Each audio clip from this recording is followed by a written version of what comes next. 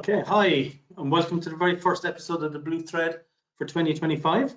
Really exciting subject today, very topical, given the emphasis on sort of water preservation, water management worldwide, not just in the UK, but particularly in the UK. It's also a subject that's very, very close to people's hearts. You know, when you speak to people about the water sector, they talk an awful lot about leaks. And with the general question being is, why can't we just stop the leaks? And I think today, hopefully, we'll understand perhaps some of the complexity of asking that question, answering that question. So I think just to set the scene, I think, leaks and managing leaks and reducing water loss really from networks, it may seem a very simple task. And I think the public, as I said, do get very annoyed. Generally, when you talk to people about water, they talk about bills, roadworks, and leaks, none of which are very positive. But leaks actually is something that people sort of see as wastage, and they see that if there's a leak that's there, they see that as wasting their money and resulting in higher bills. But I think first of all, we should sort of talk a little bit about the actual pipe network. In the UK, the drinking water network is very, very complex, but it is fit for purpose and it works very well. It's designed to provide, if you think of it, safe and reliable drinking water to households, businesses and industries. And we successfully, in the UK, just us alone here, we successfully deliver 14 billion litres of food grade product every day to about 67 million people. And we are lucky in the UK because it is safe to drink water from any tap anywhere in the country, and you won't get sick, assuming that the network is working correctly, which is predominantly the story. But to achieve that quality at every single tap in the country, there's a vast infrastructure upstream that is perhaps hidden.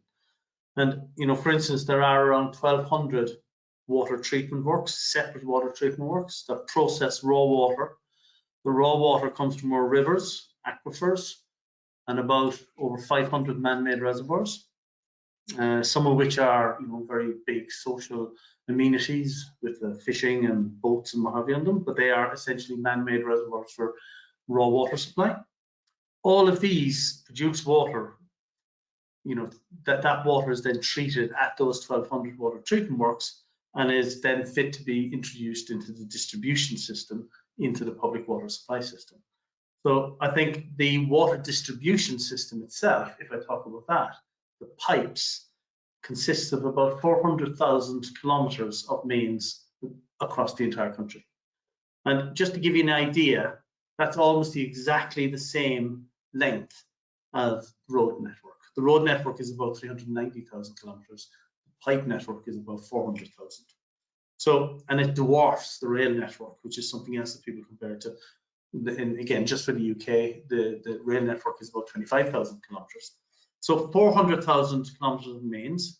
So imagine a pipe network of pipes equivalent to your road network underground. Okay, that's what people are managing. That's what the water sector, the water utilities, the water companies are managing every day.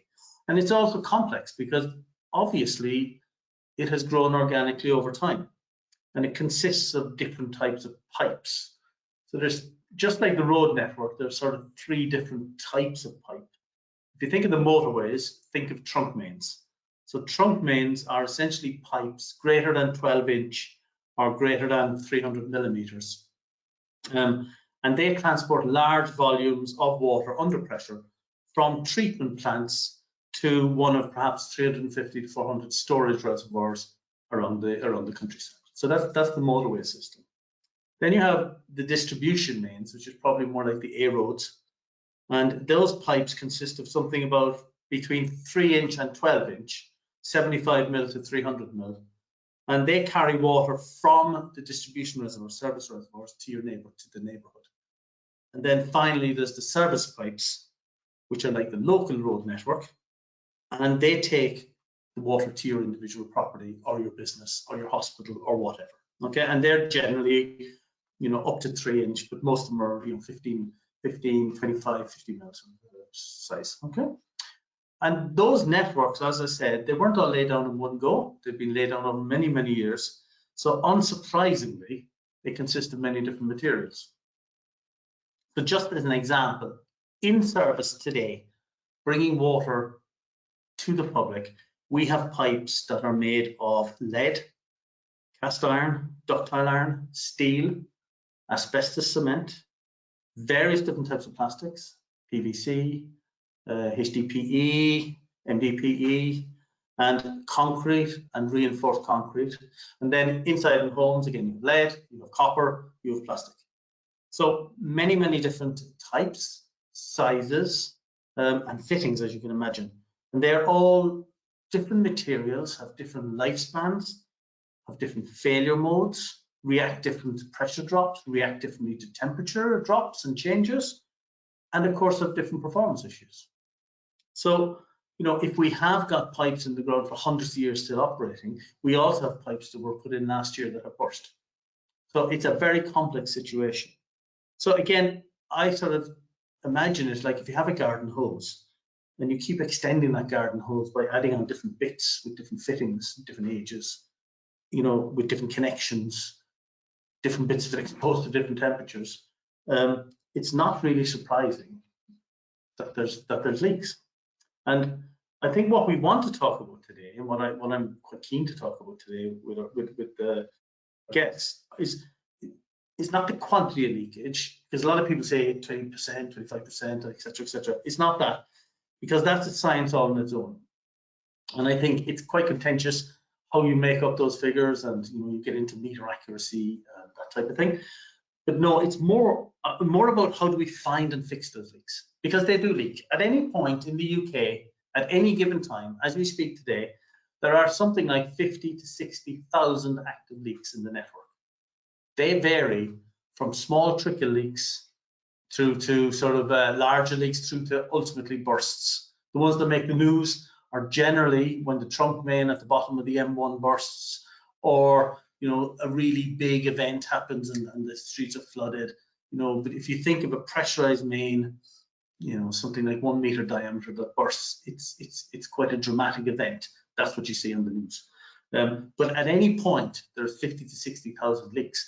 So I guess the first answer to the question is, why don't we fix all the leaks? Is it would be prohibitively expensive, and the entire country would be completely paralyzed by roadworks.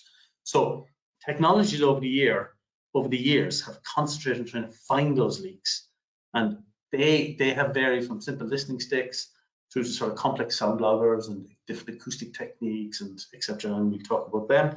And then actually, once that data is pulled together, you know, we find those leaks. How do we actually decide which leaks to fix, which are the best ones to fix? And there's a whole sort of science around that sort of data gathering, that data targeting, the different programming. And of course, nowadays it goes into much more digital things and AI and what have you. So these are the two areas I want to speak about today. But before I get into that, that's just a brief introduction. Before I get into that, let's just have a quick slide on housekeeping. Okay. So as you know, for those of you that have come here before, we have all the microphones are off, but please don't take that as a, you know, you're here to listen only. We want you to interact and talk to us so that there is questions. So if you go into the chat, you can just post a question there, and then I will make sure that those questions are answered. Any questions we can't answer, we try to answer afterwards. Okay. We also have got a really good flow of topics coming through, subjects coming through for 2025. We've done about 14 or 15 of these now. There'll be one coming out at some point every month or so for the next 12 months. So again, please tell people about this, and you know, use social media, use the blue thread. We're very active on LinkedIn. We are also active on Twitter, or X, or whatever it's called these days. And so if you could do that and just spread the word, what we're really trying to do here is get people very interested in the water sector, educate people. It's not really a big selling thing at all. So we've got really good people coming on. So I'm going to introduce those to now. So we're going to talk about leakage. So maybe we can get these two guys on the screen now. So first of all, I'm delighted to welcome Anthony Bond from WRC. He's a senior leakage consultant at WRC, and he's responsible for the development and deployment, I guess, of pipeline inspection techniques in both the water and gas industries over many years. I do think his heart is in water, though, and I think even though I know you've worked in gas, and he is probably most well known for actually having developed and commercialized and implemented the Sahara acoustic leak location system. And then I guess that was sort of maybe 20 years ago, but since then it's been developed and implemented and upgraded and added capabilities. So now we have CCTV, wall thickness, assessment, location of deep assets, etc. I think I've worked with Andy for many years at WRC, and I think his knowledge of underground asset inspection really is unsurpassed. So really, really looking forward to hearing all about the new technologies and where it's come from. That's on the tech side and the, finding those leaks. And then I'm also delighted to introduce Matt Kennedy. So Matt is a global product manager at Xylem, and we did talk about global a little bit earlier. So Xylem obviously is a huge organization that is global, but Matt has actually, I only found out he was actually originally in Halcro, which is very near to WRC, even though he just said he didn't spend any time in Swindon, but he did spend time in Malaysia. So I think, well, would you pick Swindon or Malaysia? I guess perhaps you took the right, maybe you took the right choice, Matt. So I think what's really interesting is that Matt's expertise at Xylem and through the Xylem View sort of suite of products is actually how do we use that data? How do we best sort of gather the data that's collected from all the different sensors that Ant will talk about, and then target those leaks, etc., etc. That will bring us into the whole world of AI.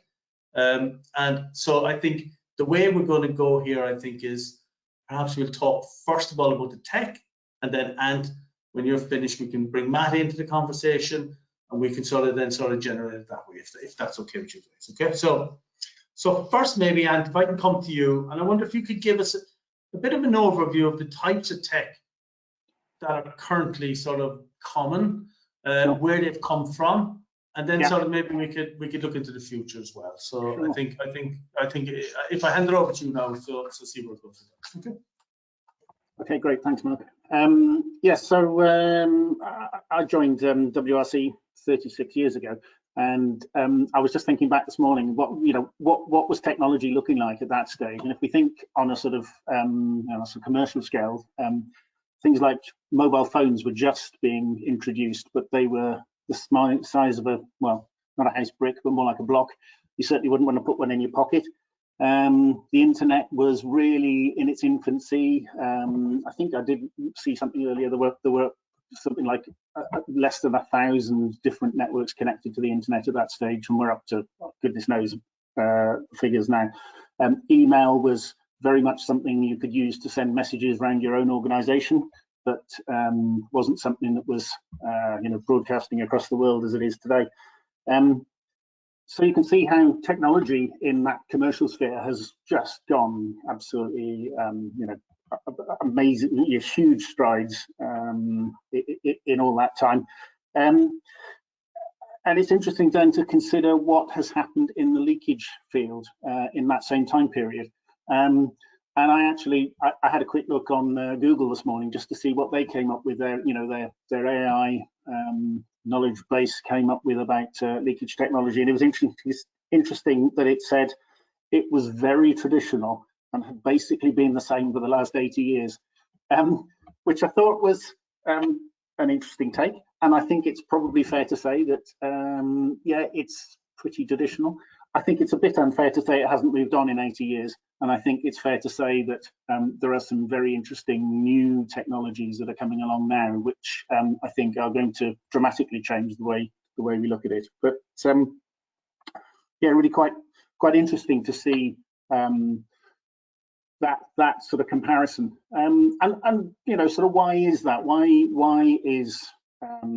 Why has leakage detection location technology, and I'd like to make the distinction here between detection and location, because detection is very much indicating that you've got losses from your network, so that you know that you've got them, maybe that you've got them in a certain part of the network.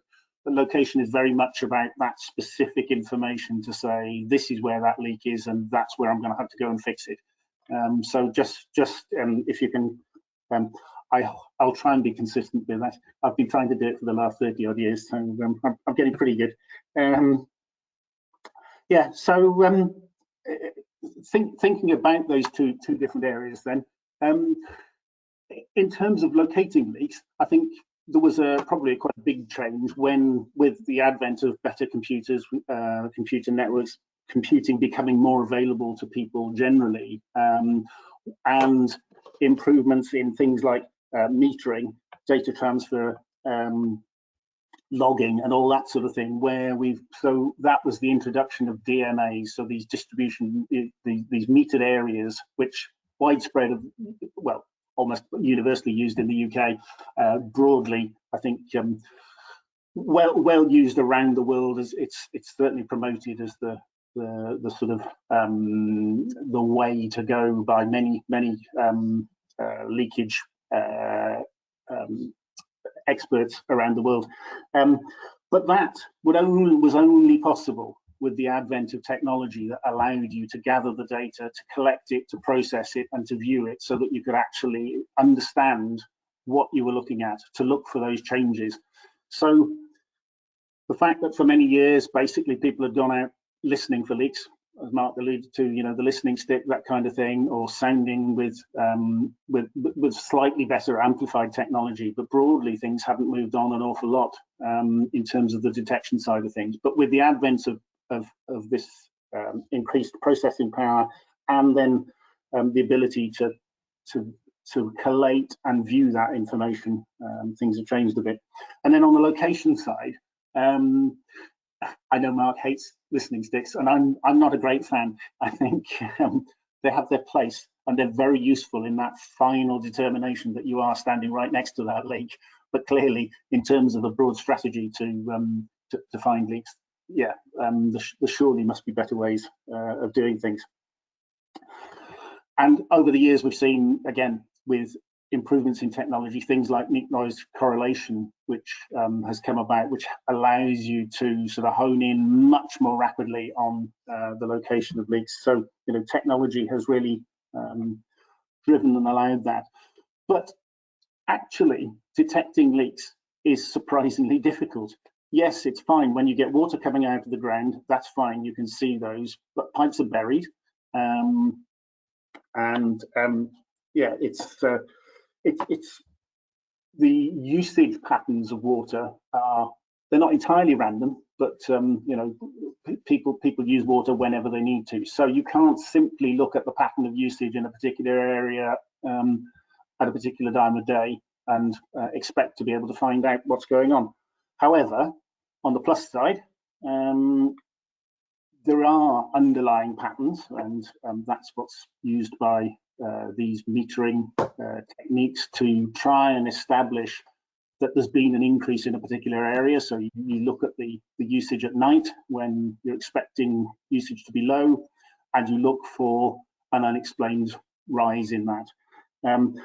So despite the fact there isn't a nice clean pattern for you to be able to do this, there is at least some underlying ability to spot that. And similarly, the other advantage we have is leaks make noise. And I think it's fair to say that for the last 80 odd years, basically people have been finding leaks by the noise they make. And you know, very often you get people coming along and saying, well, why do we still use leak noise to detect leaks? And we think because it's a very good way of doing it. It's there are all sorts of advantages. The sound travels along the pipes, which is a good thing. The technology that you require to detect that sound is relatively small, easy, cheap to introduce. So it's a really good way of picking up that information. Now, you know, what's that mean? We've not moved on much, but actually I think it's fair to say that in the last few years we've seen another step change in technology, which is probably going to be instrumental in improving the situation in the coming years, and that's the use of satellite technology, and now of course AI for data processing. Now, I'm not going to be the ultimate expert in either of these two technologies. My experience is very much practical, out in the field, getting my hands wet, and and looking at implementing as mostly in pipe techniques. But it's very interesting to see now that with relatively cheap, well, very cheap access, frankly, access to satellite imagery, and then incorporating with that the artificial intelligence, so the analysis, the pattern recognition, which is such a big part of this sort of field. That is the kind of technology which is really driving, or I can see driving, the future detection and localizing, perhaps not locating, but certainly localizing the leaks. So then you can go out with your listening stick and go and have a listen to make sure that you know exactly where it is. Sorry, Mark, I had to get it in. I think the only place a listening stick should be is in a museum, and to be honest, because I think the idea of having satellite AI, and then finally a bloke going out in the street or a woman going out the street and find I mean, how accurate is your ear? And it's got to be trained over many years, all this type of thing. But I think what's really, I think you've sort of a lot of experience of in pipe leak location. Okay, so can you talk to us a little bit about how you can put a sound or a microphone into a pipe, find the leak by listening to it, right? Sure. But then actually, how do you locate that? Because the pipe isn't in a straight line underneath your feet. It goes up and down. It's 3 dimensions. Pipes don't ever run where they should run, as we know, because of history and what I said about, the different ways sort of organically grown over the years. So how does that happen? Because it seems to me that catastrophically would be if you said there's a leak here, you closed the road, you dug a hole, and there was no leak there. That would not be a good thing, right? So there's a lot of focus being on this location of the leak, as you said. Detection, okay, fine, we can hear it, right? Or whatever reason, but then the location, I think, because to me that's the big change over the last 80 years, if you want, is how accurate you can get that location. So maybe could you talk a little bit about that? Yeah, sure. I'd be delighted. I mean, as you alluded in my introduction, that 20 years or so I've been working with the Sahara system, but then with other technologies, so Xylem's SmartWall system, for example, both are in-pipe leak detection techniques. So these are very much active solutions for going out and actively looking for leaks, both primarily used for large diameter pipes, so trunk mains, so the sort of 300 millimeter and above, as Mark was talking about. So both techniques and others, there are clones of both. Both techniques very much actively looking for leaks, and to not just detect but to locate those leaks. And what's obviously critical, as Mark says, is that when you detect a leak, first of all, that you can be confident that what you've heard, what you're reporting is a leak. So that's critical.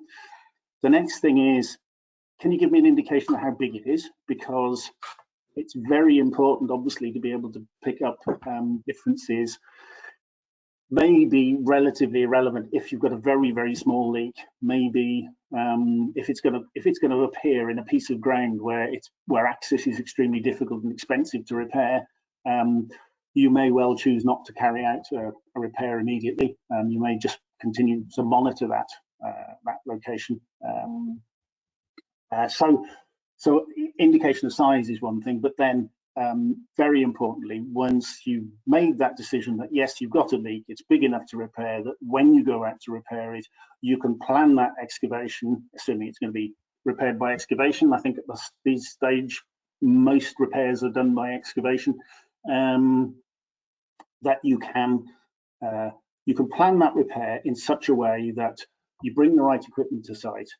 You're able to plan any disruption or to minimize any disruption. That's the critical thing. So you minimize that disruption, and that you know that when you make that excavation, you're going to come down in exactly the right location. So both the tethered system, so Sahara and its like, and Smart Bull, the free swimming systems, both, because they go right past the leak when they're traveling through the pipe, they are very sensitive to the sound of the leak, so they can hear that from even the tiniest leak will get picked up. The ability to analyze the sound allows you to detect when you're going past it. So long as you know where your sensor is, you can you can pinpoint that leak very, very carefully as well. So both incorporate different, well, they use different techniques for location, but both have very good ways of pinpointing precisely. So once you have that information now, as I say, you can plan your excavation, and importantly, yeah, is it under the pavement? Is it under the middle of the road? That is such a big deal for the water companies. If you imagine trying to repair a leak in the middle of London, or perhaps even worse on the outskirts of London, where it could be under a three-lane highway, or it might be simply just under the pavement, makes a massive difference on the on the work. I think the other thing that's quite important is that, you know, something perhaps we forget when we talk about leaks is, you know, the drinking water network is a public health network, right? Okay, so water quality just cannot be compromised. So what you're putting into a live water main is actually water that is being delivered to my tap here as you're finding the leak, right? So I guess that whole sort of provision of safety, and you know, that's something that both the regulator and the water companies or the utility will be absolutely, you know, there's no compromises. You just cannot do that. You can't compromise that safety. It's a very difficult field. I mean, I'm, you know, working in the water industry, yes, you're working with something, yeah, it's a food. So people are consuming it. So obviously it's got to be kept very clean. And it's under pressure. And it's under quite considerable pressure in many locations. So it's not, in no way is it an easy thing to do. And obviously, as soon as you put something inside a pipe, you're working blind as well. So, you know, all those challenges are make it very, very difficult. People talk about working in the gas industry and, you know, risk of explosion, but that's, you know, child's play compared with trying to work in the water industry with the kind of challenges that we've got, I think. Yeah, distribution network, very different. Tend not to use internal inspection for the distribution network because the pipes are much smaller. In the UK, where we've got a predominantly cast iron network with a lot of tuberculation in the system, trying to get things through those pipes, really challenging. So yeah, so that's where trying to do things remotely is a much is a much easier option, and you've got a very complex network, so trying to operate inside a pipe, you'd be constantly challenged by offtakes, branches, new connections, whatever it might be. So and I know the pipe isn't continuously like 6-inch or whatever, it goes 6-inch up and down and all that sort of stuff, depending on who fixed it. Yeah, so I think the data you gather and through all this, I think then maybe we can bring Matt in and talk a little bit about that, because you know, managing a network, which I think is probably a better way of what we're talking about here than finding and locating leaks and stuff like that. It's not just whatever the information is from the tech that Ant has, isn't that? You've also got to talk a little bit about or include things like flow, pressure, you know, the actual state of the assets, night, day, temperature, etc., etc. So maybe could you talk a little bit about some of the other variables that come into your world when you're thinking about this, and the tools then that you can use, the platforms that you can use to actually help maintain that, manage that network safely. Sure. Thanks, Mark, and hi everyone. There's a lot of data out there, a lot of different variables, and as Anthony alluded to, you know, utilities have been around a lot longer than the concept of digitalization and collecting data goes. So that this stuff isn't always on computers. There's a lot of historical data there going back around pipe records, pipe failure records, and that stuff goes back way beyond digitalization. And then we've got a lot of new data sources coming in where we're starting to install a greater degree of sort of IoT sensors. We're getting the information from some of those inspection techniques that Anthony was talking about. We're getting newer technologies like satellite or remote sensing stuff that will pick stuff up without even being deployed on the network. And so we've got this really diverse sort of menagerie of different data types, and some of them, or only very few of them, are directly for looking for leaks. So we mentioned some of the acoustic ones where you're going to listen for the sound of the leak, but then there's a whole bunch of other data types that utilities keep, not for the sake of finding leaks, but for other operational purposes. So they have to measure the flow to know how much water they're delivering to their customers and how much they're, what the value of that water is. But measuring that flow can also tell you when you're not picking up as much of it as you should, and therefore you might have a leak. Equally, you'd be monitoring pressure. If your pressure is too low, you're not going to be able to get the water into your properties. It's, if you've had low pressure in your house and you turn on your tap, nothing comes out. So you need to be monitoring that as well. And those are just two standard sort of hydraulic parameters. It goes way, way beyond this in terms of collecting data on your pipe assets, the ages, their materials. Like we talked about how the material influences maybe the failure rate or the age of the pipe. The older they are, they tend to fail more, but not always. Like the answer in leakage is always, it depends, because there's so many things that can influence it. But there's going to be tons of other data types that just are not, you wouldn't even consider to be related to leakage. You've got customer calls, people calling up talking about dirty water out their taps. Well, that could be because of a leak. It might not be because of a leak. So customer calls would be really important.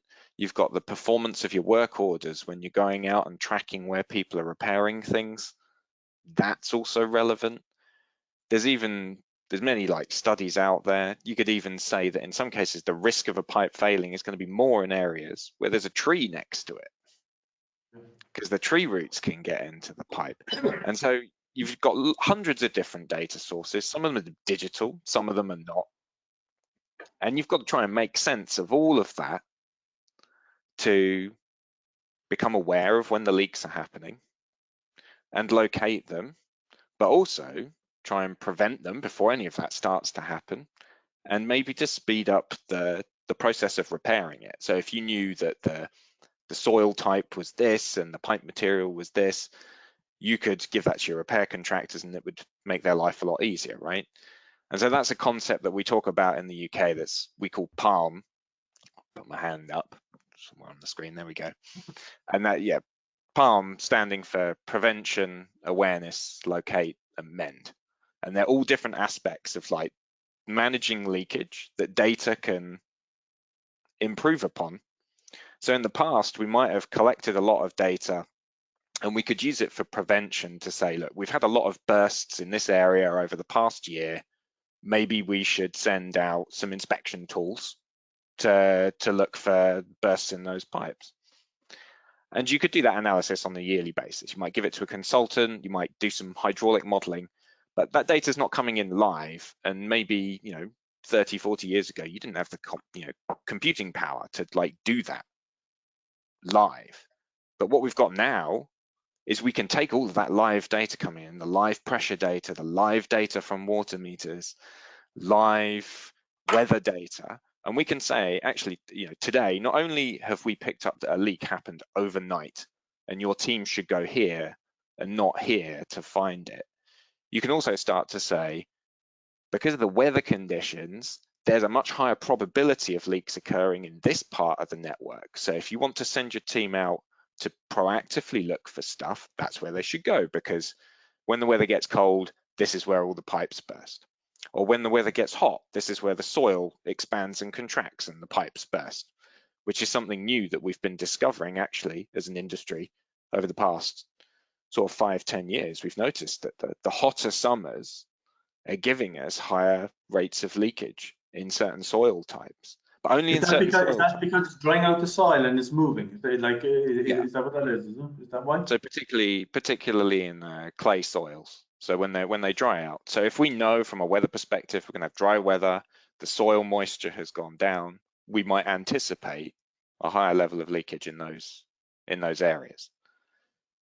And so all that data feeds into just a big sort of spider's web, a big mess of different systems, because you've got, these aren't all collected in the same system. So there'll be the systems just for leakage. So maybe you've got those acoustic systems with the acoustic data in them. Then you've got the water metering system, which is collecting the meter data. Then you've got your pressure loggers that might be in another system. You might have your work orders that are in another system. And these will all be accessed by different people. They'll be on different computers with different bits of the utility. And if we're going to get the right insights to use all of that data, we need to sort of bring it all together into one place, and then start to look at the trends of, when my flow's gone down or when my flow's gone up, something else has happened with my pressure, or my customer calls have all suddenly jumped up at the same period of time. And you can start to make those associations between the different data types. And correlation doesn't always imply causation, but it does give you a much greater understanding of how the network is working, and it gets you some steps ahead of the game. Like, so in the past, you might have had that yearly sort of planning process, look at the data and predict things.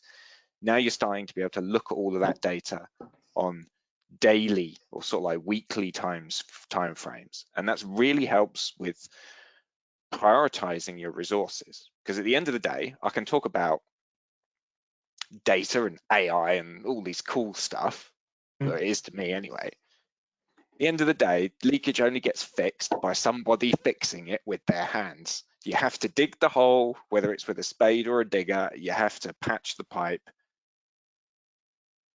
So those are the resources. If we're sending them to the wrong places, digging up holes in the wrong place, or we're sending them to repair tiny, tiny leaks at the top of the priority list because we don't know the size of them when the leak gets reported, that's what all this data can help us to change. So we send the people who actually do the work, they're doing the most effective work when they go there to do it. They go to the right place, the right time.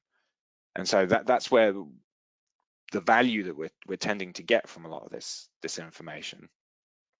Now, of course, what you're painting a picture of here, Matt, is something that's extremely complex in that the data sources are not all in the same place. Okay, so and when you're getting into customer complaints as well, you're bringing in other sort of regulations like GDPR, et cetera, right? Okay, so pulling all this together, what I sort of getting a picture of is it possible to sort of manage a network to minimize leakage in a way that actually doesn't affect the service because you can actually reduce the pressure, right? Okay, so you'll reduce leaks by reducing pressure, right? We all know that. But equally, you reduce the pressure at the tap. So to have all this information at your fingertips and then be able to manage a network to actually reduce the chance of a leak occurring, is that something that we're moving towards? Because ultimately, I guess we want to predict the leak before it happens, right? That's the nirvana, right? I guess, right? Okay, the holy grail. So at the minute, what I'm trying to think of, if you have all this information is all coming in, how do we actually set the vector for how we best manage that network? So it depends. I did say that earlier, didn't I? With all this information, it gives you what you've got at your fingertips is the ability to make the most optimal decisions. And you can use optimization models or AI to try and tell you what to do ultimately. But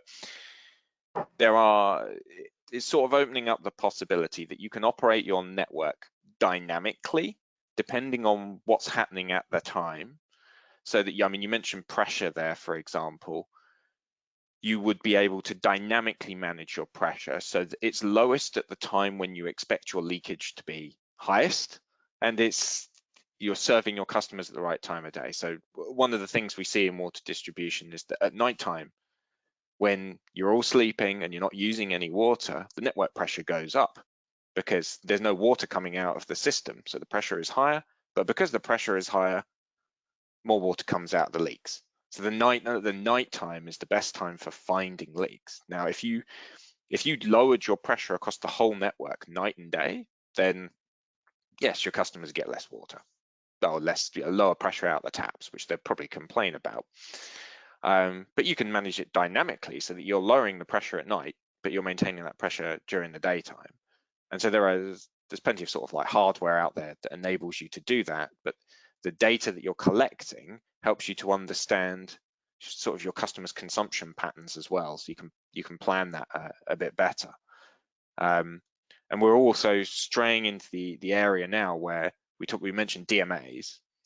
So DMAs are a way of just breaking up your network to sort of make a big problem a smaller problem. So rather than looking for leaks across the whole network, you're just looking for leaks in that particular area of the network. Now you're kind of getting, with all the data that we're receiving, the possibility of having dynamic DMAs, where those are not a fixed part of the network. They can become bigger or smaller throughout the day or the week, depending on what else you're doing. So you can have valves that are opening and closing based upon the flow and the pressure that you're observing in the network. It's not widely implemented, but it's a concept that's starting to emerge. The amount of data you're now managing, Matt, is gone beyond the capability of a human being to do this. Right? Okay, this has got to be, you know. so maybe we can talk a little bit about AI. How is that? Because every time I turn on the radio now, including this morning when the Chinese released a nice AI that seemed to crash the stock market yesterday, everybody seems to think AI will change the world in everything. Do you see that? Is that something that you can see is happening or will happen? So it's something we've already been using, not Xylem specifically, but as an industry. When we say AI, at the moment, most of us probably mean ChatGPT, large language models. You know, you're going to ask it questions and give you a lot of text as a response. But actually, behind the scenes, the AI can be many, many other things. And where we've been progressing as an industry is using AI for what we'd call sort of like point solutions to improve the speed at which we can analyze data. So for example, we talk about acoustics and listening to leaks. So you'll get either with the inline inspection tools or acoustic loggers that gather the sound across the network all year round. You'll get all sorts of sound recordings of like anything and everything. Like from Malaysia, we used to have sound recordings of like monkeys, for example, because if they went into the chamber, you could hear them. And you don't want to go looking for monkeys when you're looking for leaks. So like, how do you know from those sounds when you've got thousands, tens of thousands of millions of sounds to listen to? Nobody can listen to that amount of information. So you use the AI to sort of pattern match and say, well, that sound has a 90% or 100% chance of being a leak, and that sound is a monkey or something else. And so AI has been used in those contexts to really vastly reduce the processing on the data. The human still gets to make the final decision, but it's basically saying that I've looked through it all, and this is the bit that you need to look at. And so even though we're getting a lot of data, the AI components are reducing our eyeball time that's required for it. The next step on from that is sort of taking all of those little approaches for maybe acoustics or flow data, for example, and then having something operating at the top. So you would just ask your AI, well, what's the deal today? Where should I go and look for leaks in my network? And it's going to say, well, based upon this acoustic data over here from these acoustic loggers and this flow data over here, this is where you should go. It's not quite happening yet, but that's sort of where we're headed. But if we go just onto you, I mean, that's really interesting. But Anthony, I mean, from your point of view, over with your many years experience, are we spending enough money on maintaining these networks? Because ultimately, you can chase leaks all around the network, but as it ages, it gets leakier, right? And I suppose that then leads into how well water companies, utilities use the data that they have gathered in terms of making the case for better investment. Because one of the things with the current AMP8, that there's going to be a replacement, a minimum replacement, but it's tiny. It's less than 1%, right? So that means that therefore our current network would have to last for over 100 years before it's fully replaced. Now, my guess is no matter how much AI you have, you're going to end up chasing ever more increasing leaks if you don't replace those pipes. Yeah, I mean, I think what's important is, when we go out and do repairs, are we making sure we learn from that repair? Are we making full use of that repair? And are we not making things more difficult for ourselves in the future? So, one of the things that happens, you've got an old cast iron network.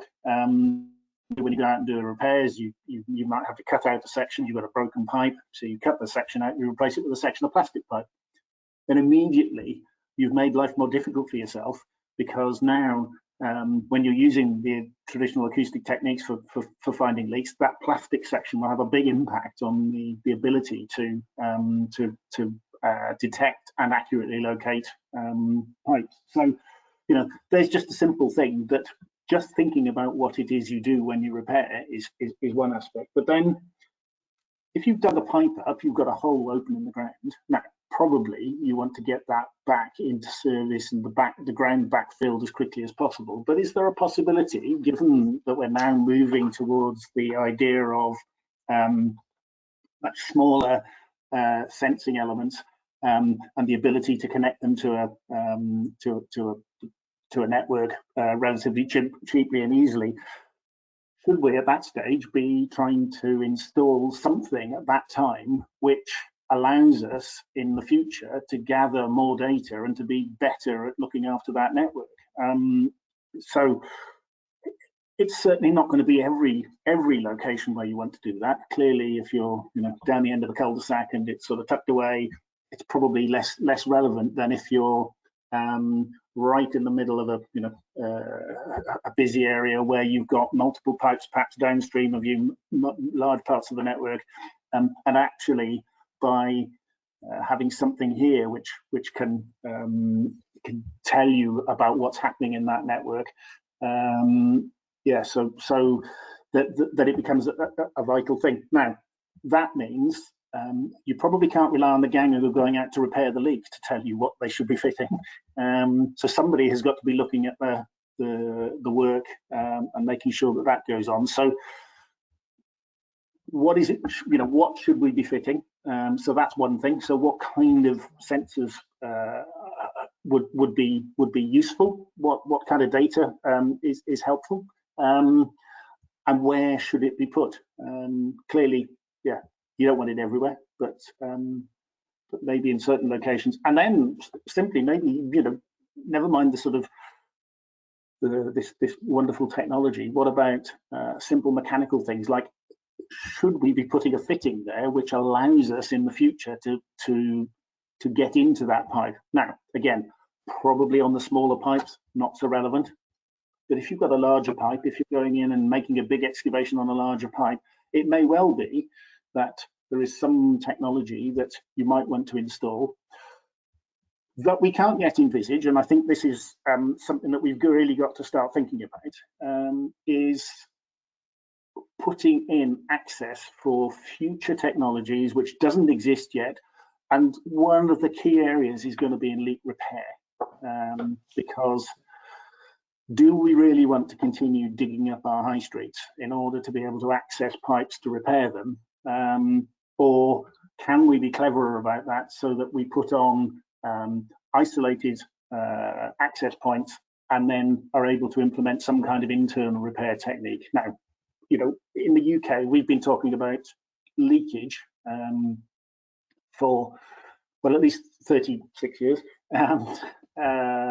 So, there's been a real focus on it, particularly since 1995, when in the UK we had a very dry summer.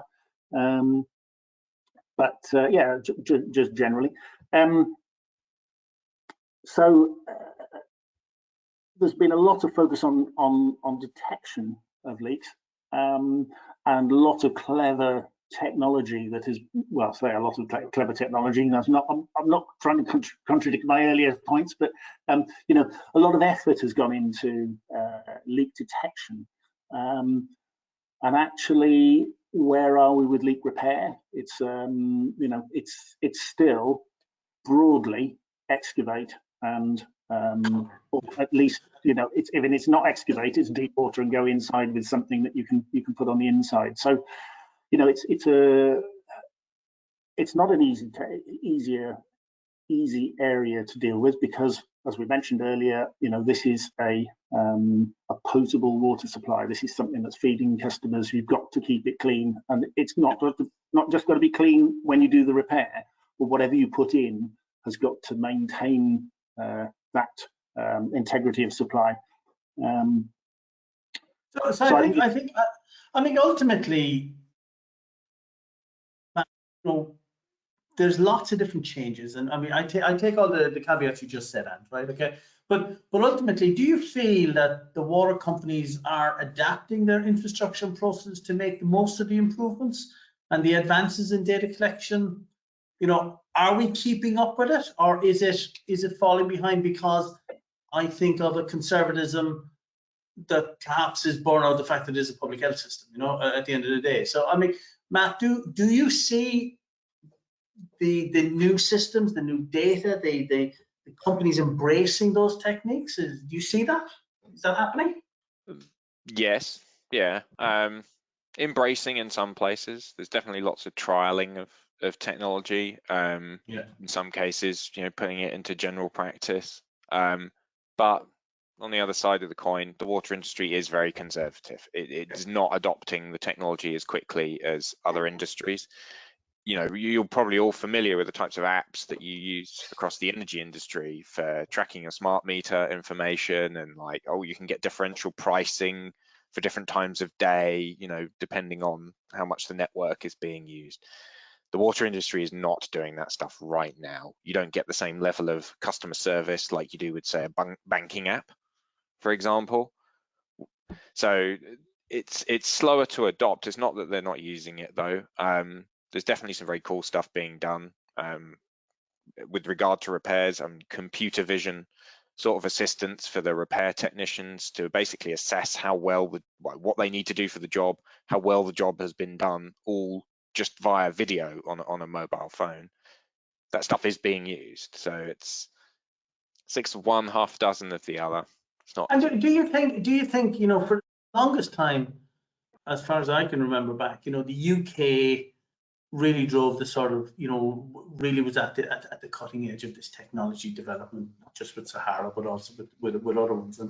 But now internationally, you look around and you listen to the stories in Los Angeles, for instance, about, you know, the lack of water, and then there's true stories and then there's not true stories. But what's obvious is having water available, you know, 24/7 for either firefighting or for drinking or for whatever is utterly critical to the development of society.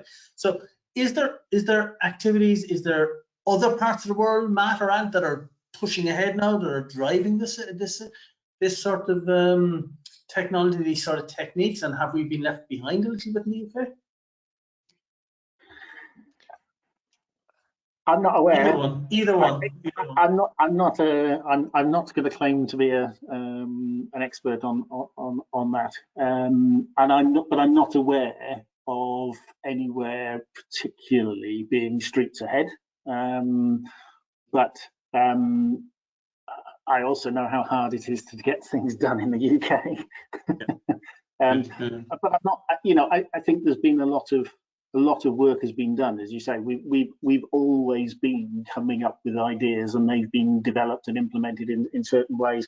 I'm certainly not going to get into the sort of whole funding thing about, you know, whether there's the money there to sort of take these ideas on and use them. The challenge from a personal level has always been actually getting people to adopt new ideas. You know, people still say, they talk about Sahara as a new technique. You think, for heaven's sake, it's been around for 25 years, you know, 25, 30 years even. We don't need to be doing trials and tests. It's a proven technique. It's used every day by water companies. So there is still that kind of conservatism that we've discussed. We know that there are challenges with implementing sort of new technology inside pipes because of the cleanliness issue, the potability, ensuring you're not contaminating. There are issues with introducing distributed technology. So, for example, monitoring fibers or whatever it might be along the outside of a pipe, because the argument is always, well, if we have to come in and repair it, we're going to dig down. The first thing that's going to happen is that fiber or whatever it might be is going to cause us problems during that process. So it's always easy to come up with problems. But finding the solutions and actually. But Matt, that thing that Ant just mentioned was, the fiber running along the length of the pipe that you continually interrogate. I mean, that is a technology that I know Xylem have deployed, are using. I mean, is that something that gets take up, overseas? Is this something that actually you can keep a critical trunk main under continuous monitoring? Because if you had a failure, it would be catastrophic, right? I mean, is this something that other parts of the world are taking up? Yeah, I mean, that's something that I think we've got a fair few deployments of in the US and Canada. Particularly some of those technologies are on the much larger trunk mains. I can't speak to how widely that's used outside of the Americas and Europe. I know generally in terms of leakage technology, though, there's something about the UK market that means that we tend to develop quite a lot of newer technologies, both because of the regulatory framework that we have, which pushes the need to be more efficient, but also because we've got quite a lot of leakage because we've got an aging pipe network, and a lot of other parts of the world don't have that dynamic. So the technologies don't get developed. What we tend to see is they don't always get implemented here. So we might develop a lot of the technologies and then they'll get used abroad, across Australia, America, the Middle East, for example. So we have a lot of acoustic devices in the UK, for example. We've probably more than you'll find in many other countries. And now they're progressively being used in a more widespread way in other parts of the world, including in Malaysia, where I was before. So, and do you find, Matt, that we are moving towards prediction of leaks before they happen? Is that something that you see coming down the track? It's possible in some contexts. So you might have some DMAs where you have enough information to be able to do that, but for the rest of the network, you can't do it. What we're a lot closer to is sort of advising with a higher degree of confidence if a leak occurs where that's likely to have happened. So you've got the higher probability or higher risk parts of your network that you can send teams to. So I guess, Ant, if you hear or find a small leak, you can monitor that leak to see if it's growing, I guess. Is that something that is done now? I mean, not just with, say, a continuously interrogated pipe along what we were talking about, but say with an in-pipe, either tethered or untethered system, you can go over the same track all the time and see if it's increasing or not. Yeah, very much so. I mean, as I mentioned, that if you have a very small leak, if you have the ability to detect very small leaks, you probably don't want to go and repair all of them. I mean, I know, we're aiming for a zero leakage in our network. Or, there's talk of that. Say we're aiming for it. I think, that would be the panacea. But realistically, are you going to want to go out and repair that when you've probably got a backlog of leaks, of bigger leaks that you can get out and repair? So we know that that some of our clients in the past have gone down that route, where simply, yes, we can give them an indication of what the size of a leak may be, and then they can decide whether or not, actually, the cost implications of repairing that just don't bear out the requirement to repair it. Now, That may depend on pipe material. So, for example, cast iron pipes typically will leak at the joints. This is large diameter cast iron pipes, which are very strong. So, they've been in the ground for many years. The pipe is it's a massive structure in its own right, and the pipe itself is able to withstand ground movements, but the joints between the pipes are the things that tend to fail over time. Ground movement causes those joints to move, and as a result you get leakage. So in a cast iron network, if you start seeing leakage at a very, very low level, it's probably going to be coming from, you can say, with if I think back about our results, it's over 99%, kind of leaks, if not nearly 100%, will be coming from joints. So a very small leak you can probably leave, because actually it's not the structure of the pipe that is failing, it's the integrity of that joint. However, that's a steel pipe, it's welded, that might be a pinhole that's come. That is more likely to be increasing in size. So, what you're saying, Ant, is what we've been saying all for the last hour or so, and we've come to the end now, is essentially the engineering knowledge, not just the data. You need the engineering knowledge behind the data to be able to interpret that data and then be able to predict it going forward. So I think just it seems to me we have the ability to locate, we have the ability to find, we have the ability to interrogate and interpret. What we don't yet have as an industry is a robust technique to repair without digging up the road. And I think that's probably the next big step, and that's probably another webinar. So I'm going to have to bring it to a halt. It's more than another webinar, believe me. Well, we could start to that. Anyway, look, we've run out of time, and I just want to thank you both for a really fascinating conversation. I think both Matt and it seems to me, if nothing else, we've shown how complex it is. It's not just a case of why don't we just fix the leaks. I think it is a very, very complex subject. So I just want to thank you. And just before we leave, we will have another webinar next month, which is a completely different subject, on why IFC standards define long-term solutions for responsible development in the water sector, with a particular focus on Africa. So it's something I'm really looking forward to. But that's it. I'm going to call a halt to it, and I just leave me to thank Anthony Bond and Matt Kennedy for their really, really insightful thoughts and words for the last hour. Okay, thank you very much. Bye-bye. Thank you.